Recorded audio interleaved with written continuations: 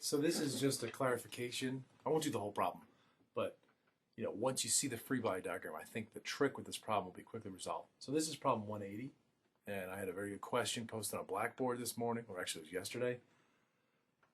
Looking at this pin that goes through this U-collar, isn't this in double shear? And I'm going to assume what the person was trying to do was just take the torque, divide it over the cross-sectional area, and then take it in 1/2, or something similar to that. Okay, so yeah, although this pin has two shearing areas, one on this side and one on the back side, it's not really in double shear because it's in torsion. Okay, it's not the classic double shear modality. If these were axial forces, if this were actually pulling apart, then yeah, you would be in double shear, and then the force, the shear stress on one of these shear planes would be the axial force divided by 2 over the shear cross-sectional area. Okay? All right. Well, let me just draw the free body diagram. I think it'll make it clear how torsion is different, in fact. Okay?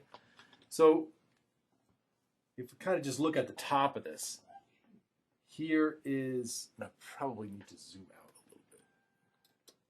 Let's just zoom. All right. Here's that U-collar. Right, couples to here. Here's the pin going through. And then that couples to this joint. And I'm not sure which transmits or which receives, but it really doesn't matter in this problem anyway. So the two shear planes, let me get some colored markers, see if I can make this clearer.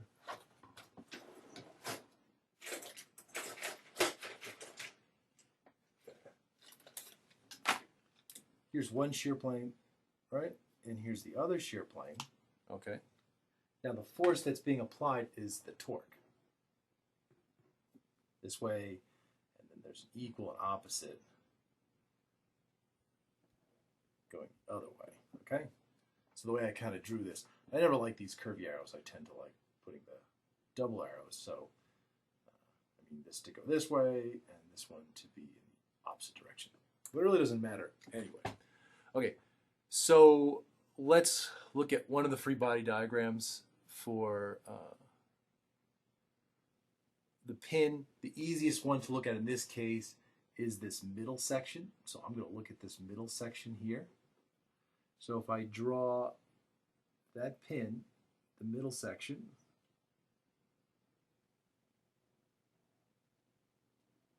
we actually have kind of two cut surfaces, and you'll see it the easiest here.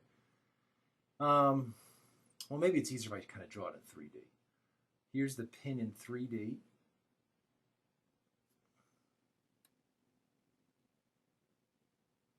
Where I've exposed,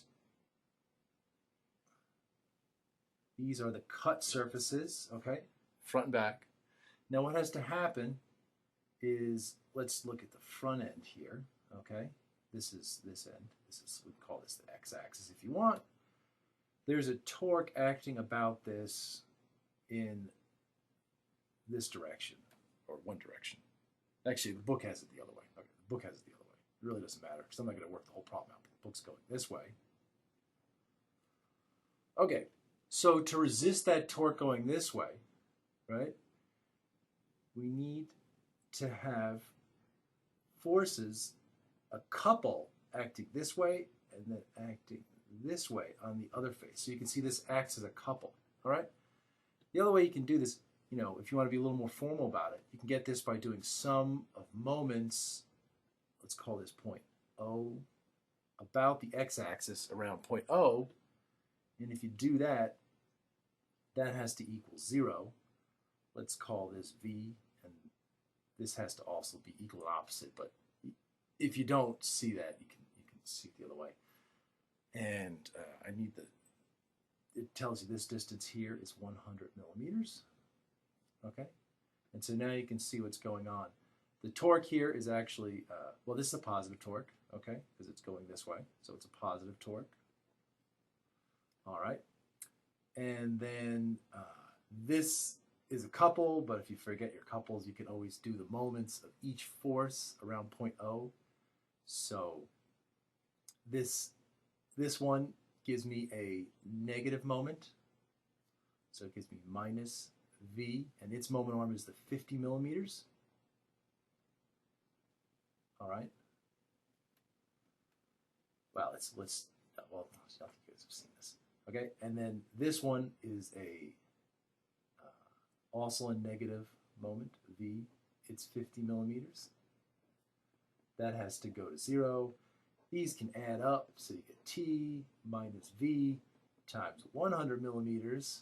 All right, I mean, that's the couple force, right? That equals 0. If you don't see that the V's have to be equal, obviously they have to be equal and opposite from sum of forces. Let's call this, if this is the y direction, sum of forces in the y have to equal 0. So this is guaranteed by the fact that V equals V, right? These are in opposite directions, so they balance each other out and they keep equilibrium in the y direction. So they have to be of the same magnitude. If not, you've got an imbalance in the y direction. All right, so this allows us to get V. V is just going to be the applied torque, which is unknown because this is a design problem, over the 100 millimeters. All right. Now, the shear on each one of these surfaces is going to equal that V over the cross-sectional area, which is the pi on 4 times the diameter of that bolt squared. So this here is the diameter of the bolt. All right? So that gives you the shear. All right? Now, this is actually a design problem because it's asking you to, well, it's actually to find the maximum V that this can support with the allowable stress, okay? So just to carry it forward again, if you know this material that makes this pin will fail at 150 megapascals, and there's a factor of safety of 3, all right? That means that the allowable stress is only 50 megapascals, okay? That's the factor of safety of 3. 1/3 of the failure stress, right? That's a factor of safety of 3. That's the allowable stress. And so this, the limiting design, the Vmax is the one such that tau equals the tau allowable, right? That's what is the maximum V that can be sustained. So we can get that. So where am I? So Vmax equals the tau allowable, which is the 50, oops, I'm starting to fall off the page, 50 megapascals, all right, times the area, which is the pi over 4. D in this case is 25 millimeters squared. All right, we'll have to do some units. That gives me Vmax. The problem, in fact, asks for the torque maximum. So we can just get that from this relationship again.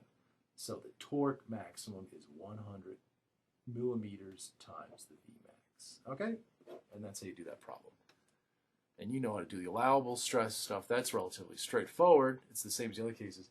But I think this is the wrinkle in the problem. Okay? Okay, if you haven't seen that before, you might not, that might not have been immediately recognizable. You don't want to, just take, well, you don't just, again, you have to think of the concept. So you don't want to just blindly get that the shear is the torque over the area. I mean, that's, and then say it's in double shear, so we divide by 2.